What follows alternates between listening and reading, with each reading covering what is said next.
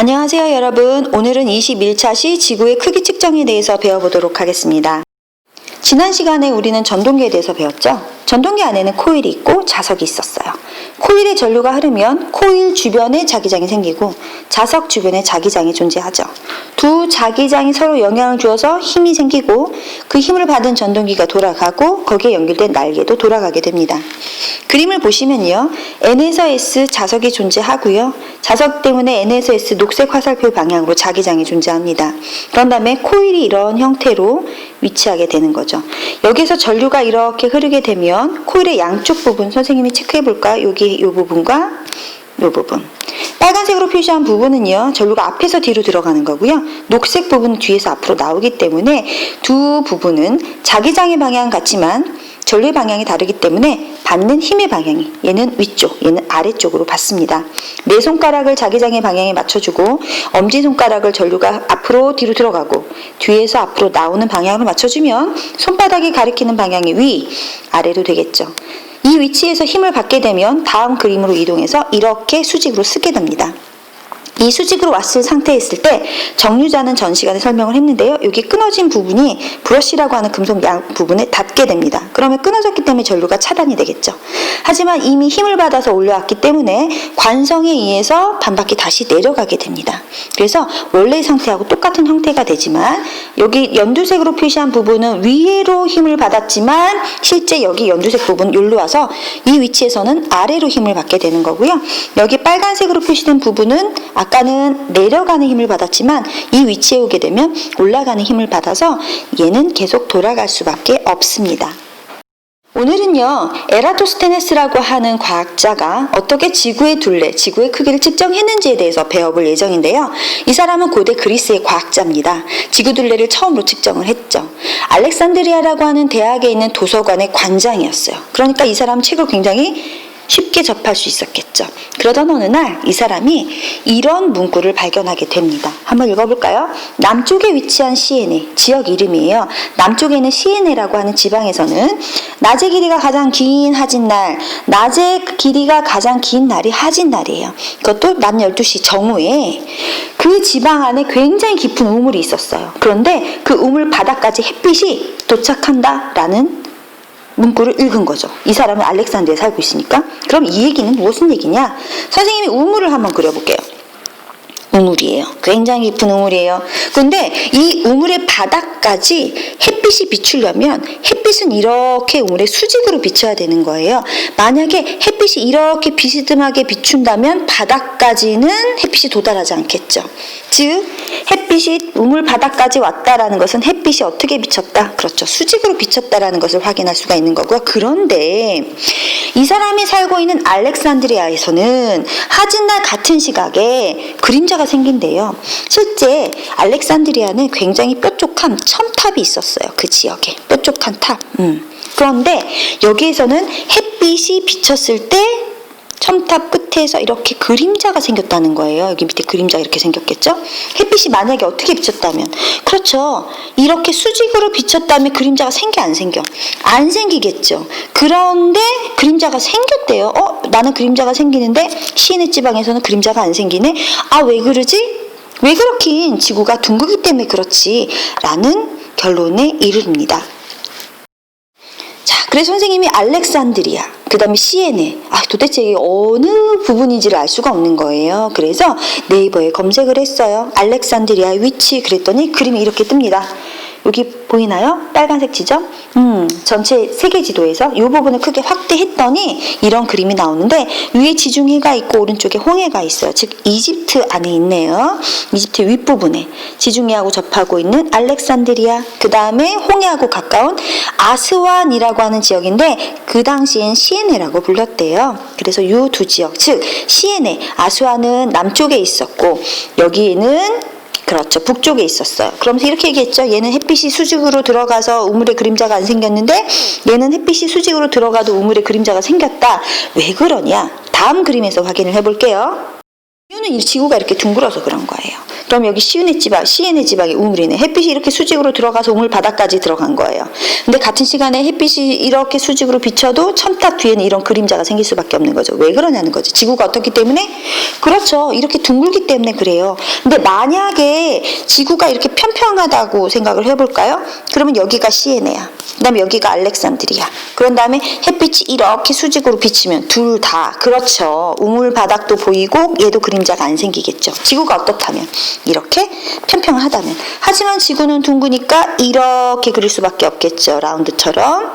그래서 첨탑은 이렇게 쓸 수밖에 없고 그림자는 생길 수밖에 없는 겁니다.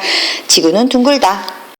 그래서 이 에라토스테네스가 이야기를 했죠. 나한테 나무 막대기 하나를 주면 난 그걸 가지고 지구의 둘레를 구할 수 있어. 왜냐면 여긴 수학적 원리가 포함이 돼요. 그래서 이 부분을 친구들이 많이 싫어하더라고요. 선생님하고 한 단계씩 한번 정리를 해보도록 하겠습니다. 에라토스테네스가 지구의 크기를 측정하기 위해선 두 가지 가정을 했어요. 이 가정이 만족이 되면 자기는 지구 크기를 구할 수 있는 거야. 첫 번째, 지구가 완전한 동그란 구형이어야지만이 계산할 수 있대요. 이런 가정이 왜 필요했는지 한번 볼게요. 지금 밑에 피자 한 판이 그려져 있어요. 피자 보이나요? 피자 8조각. 그러면 선생님이 지금 녹색으로 이렇게 그리는 부분 한번 따져볼까요? 이 도형에서 이렇게 생긴 모양을 뭐라 그래요? 그렇죠. 얘를 부채꼴이라고 해요. 부채꼴에서 여기 있는 각도를 무슨 각? 그렇죠. 중심각. 그런 다음에 그 중심각에 해당하는 이 가장자리 길이를 호의 길이라고 합니다. 명칭 기억나나요? 자, 이렇게 피자 한 조각을 떼어보세요. 피자 한 조각을 떼어놓고 정 가운데를 중심각, 우리는 기호로 세타라고 표현합니다. 그런 다음에 호의 길이를 L 이렇게 표현합니다. 중심각을 세타, 호의 길이를 L 이렇게 표현을 하죠. 자, 이 사람이 왜 지구가 완전한 구형이어야 되냐라고 설명했냐면요. 보세요. 여기 각도가 요만큼 작았을 때는 이 각도에 해당하는 호의 길이도 작았어요.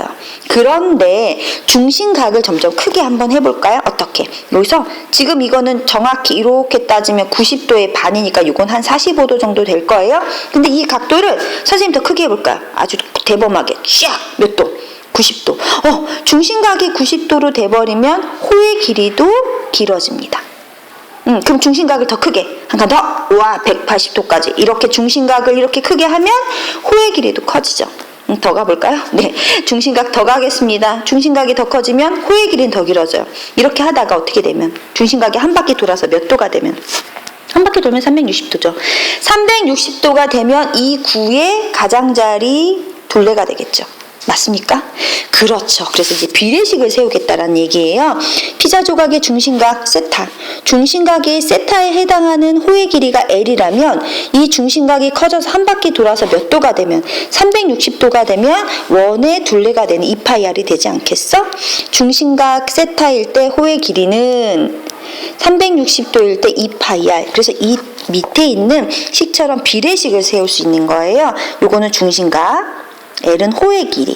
그러면 이거는 각, 그 다음 길이. 그럼 그 다음도 각도가 나오고 그 다음도 길이가 나와야 돼요. 그러면 세타 대 L은 중심각 대 호의 길이는 한 바퀴 돌아서 360도일 때 지구둘레 2파이R. 그랬을 때 파이는 3.14 집어넣으면 되고 각도 알고 길이 알고 360도 알고 이 파이 3.14 아는데 얘만 모르는 거야. 파란색 R.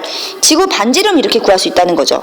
반지름이 크면 어떨까요? 지구가 큰 거예요. 그래서 지구 반지름을 통해서 지구가 얼마나 큰지 확인할 수 있다는 얘기죠. 그래서 지구는 완전한 구형이다라는 가정이 왜 필요했다고? 그렇죠. 중심각과 호의 관계, 중심각을 360도로 넓혔을 때 지구의 둘레가 나온다.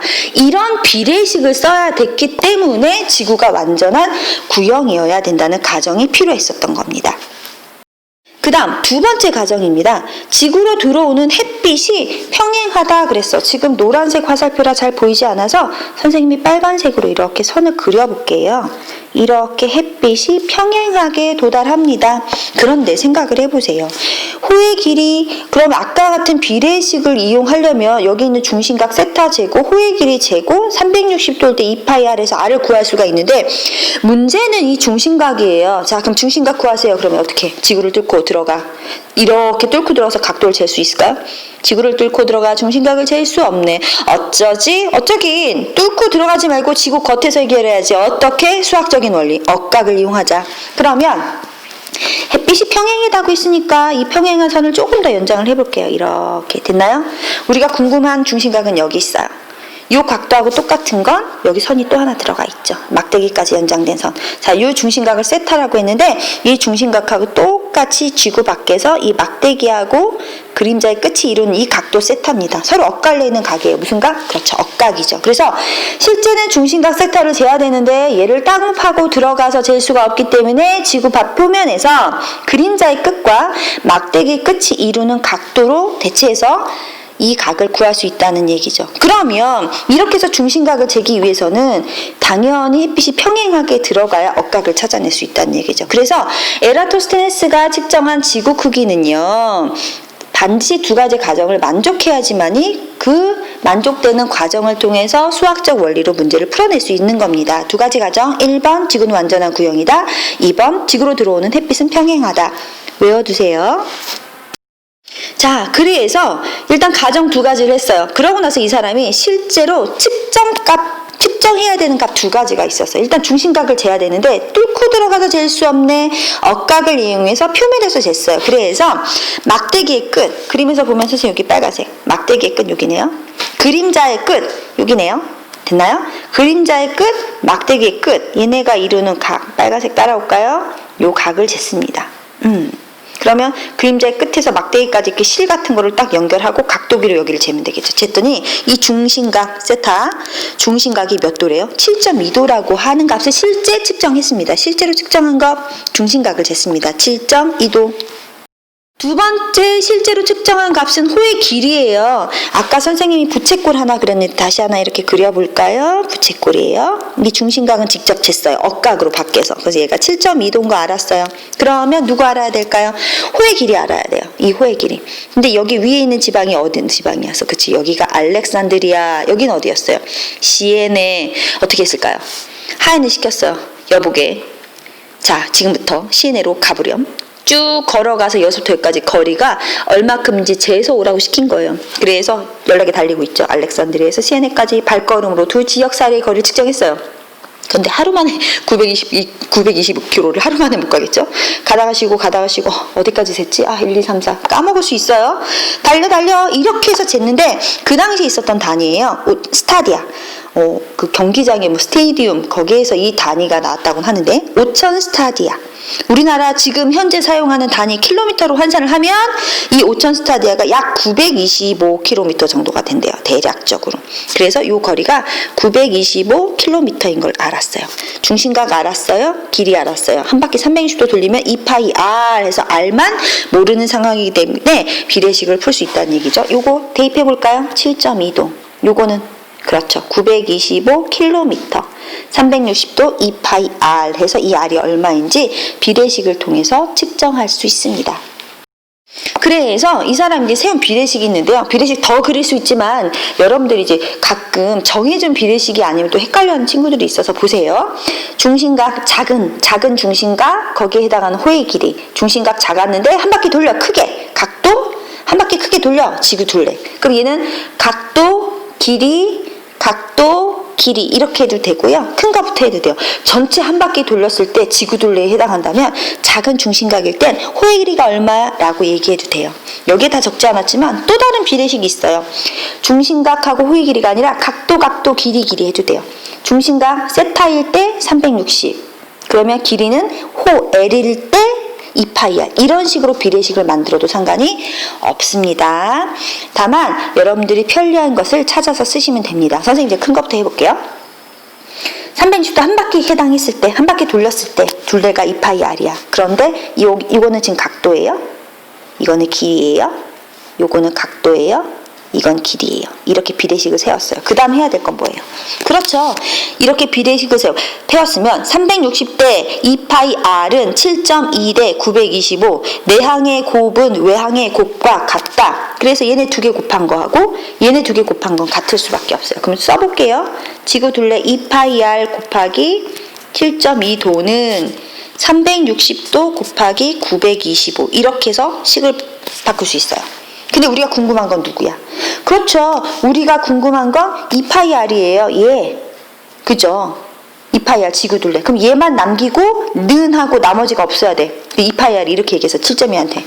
얘야 꺼져줄래? 그땐 7.2가 싫은데 제발 꺼져줄래? 혼자 있고 싶어. 혼자 남겨야 되니까. 얘가 알았어 하고 옆으로 넘어가는데 360과 925가 이렇게 말했어요. 어딜 감히 내 밑으로 들어갔어요. 그래서 2파이R은 7.2분의 925 곱하기 360 이렇게 계산하면 계산기 띵띵띵 누르면 46,250km가 나옵니다.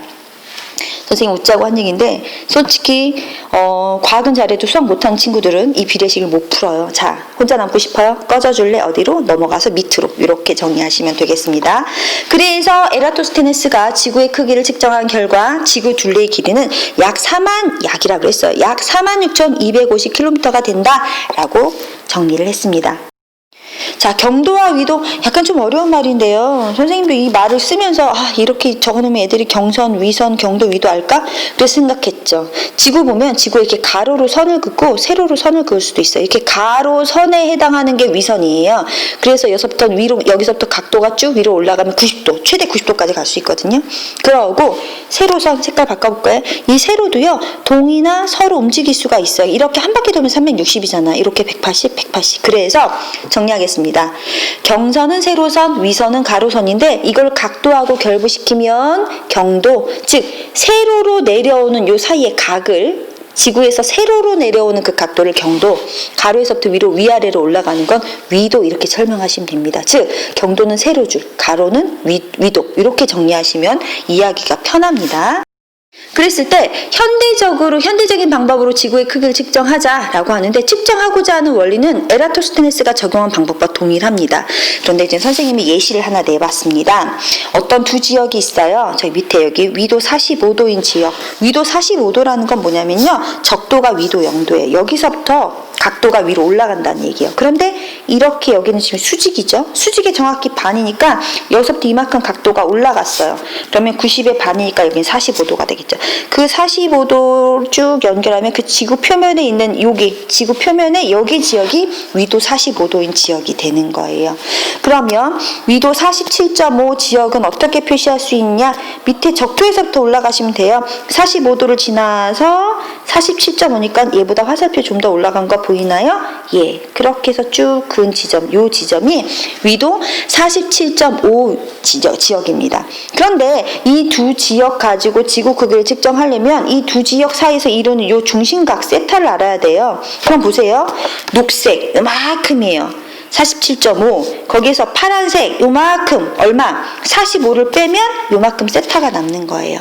그래서 동일한 경도상의 같은 세로줄에 있는 두 지역의 위도 차이. 지금 하나는 위도가 47.5에는 너스 북쪽이라는 얘기고요. 그 밑에 것은 45도라고 했어요. 그럼 이 두 지역의 위도 차이는 47.5에서 45를 빼면 얼마예요? 그렇죠. 2.5도가 되겠죠. 그래서 이 2.5도가 중심각 세타가 되는 겁니다. 그러면 요 거리가 요 각도가 2.5인 거 알고 이 두 지역의 거리를 GPS가 찍혀 있으니까 실제 거리를 잴 수가 있어요. 요걸 재면 각도 알고 거리를 재면 360도 한 바퀴 돌렸을 때 2파이R 해서 구할 수가 있겠죠.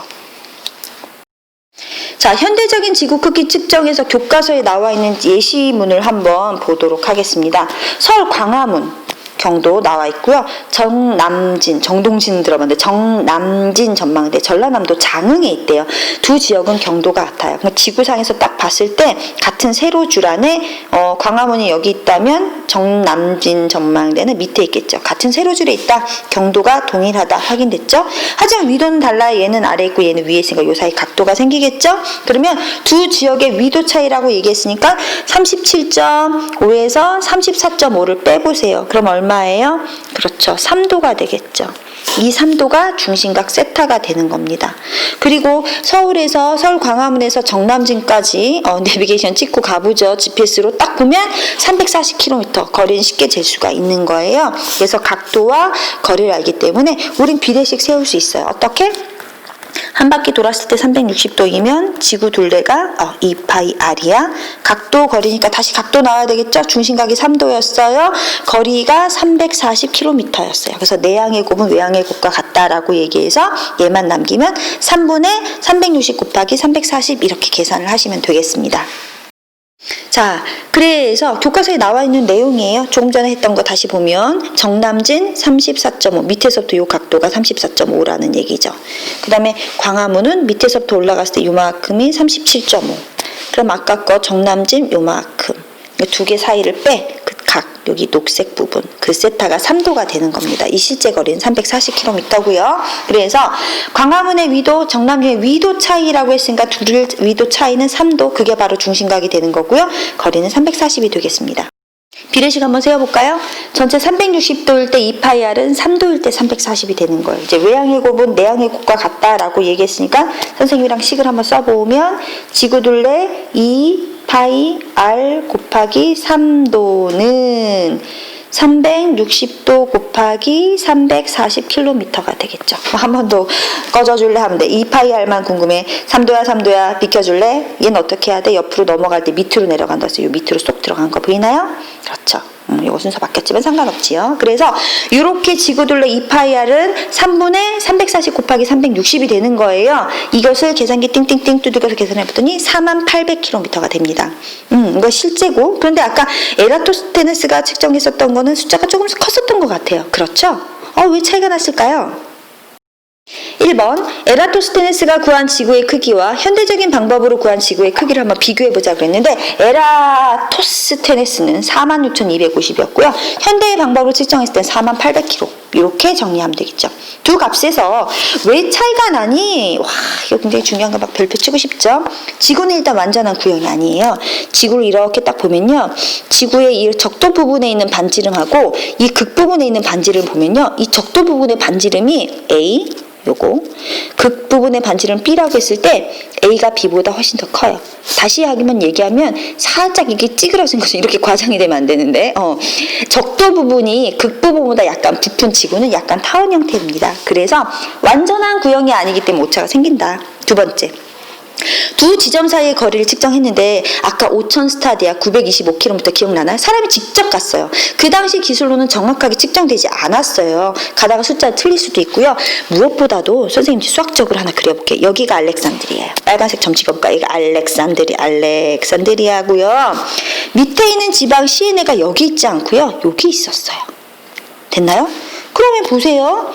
지금 이렇게 이건 높이예요. H. 이건 비편이요. 비편 수학적 기억 모르겠다. 이건 비편이에요. 근데 실제 이 사람이 가서 측정한 거리는 요거였어요. 빗변. 높이보다 훨씬 더 빗변이 크겠죠. 그래서 이렇게 에라토스테네스가 측정한 방법으로 했을 때는요. 여기 거리가 정확하게 측정되지 않아서 훨씬 더 크게 나왔다는 얘기죠. 결론. 완전한 구형이 아니었기 때문이고 두 지점 사이의 거리의 측정값이 정확하게 측정되지 않았기 때문입니다. 결론. 실제 지구의 둘레는 약 4만 킬로고요. 지구 반지름은 약 6,400km입니다. 지구 반지름 6,400은 여러분들 외핵, 내핵, 멘틀, 지각해서 중학교 1학년 때 배웠을 때 지구 반지름이 6,400이다라는 것은 1학년 때 배웠었던 건데 기억이 날까요? 자, 오늘 수업 핵심 정리하겠습니다. 에라토스테네스가 지구의 크기를 측정할 때 가정한 두 가지가 뭐였어? 지구는 완전한 구형이다. 햇빛은 어떻다? 평행하다. 이 두 가지를 가정을 했는데 왜 구형이어야 될까요? 구형이어야 되지 부채꼴로 해서 중심각 세타와 호의 길이 비례식으로 풀 수 있기 때문이고요. 평행하다라고 얘기할 땐 이렇게 지구 중심각을 직접 잴 수가 없었어요. 그래서 밖에서 얘하고 동일한 억각을 그림이 조금 이상해졌네요. 여기가 막대기가 있으면 여기가 되겠죠? 억각을 이용하기 위해서 평행하다라는 단서가 필요했다. 실제 측정한 건 두 가지였어요. 중심각을 직접 재지 않고 그림자의 끝과 그림이 애매하죠. 그림자의 끝과 막대기의 각이 이룬 요 각을 통해서 중심각하고 요 각이 같다라고 불어서 얘가 7.2도는 걸 쟀고요. 두 지역 사이의 거리를 직접 가서 5000 스타디아 925km라는 것을 확인했습니다. 두 가지 측정했습니다. 각도와 거리. 비례식은 세웠고요. 오차 이유는 그 당시 과학기술로는 두 지점 사이의 거리를 정확히 측정할 수 없었고 지구가 완전한 구형이 아니었다라고 정리할 수 있겠습니다. 다음 시간에는 달의 크기 측정에 대해서 배워보도록 할게요.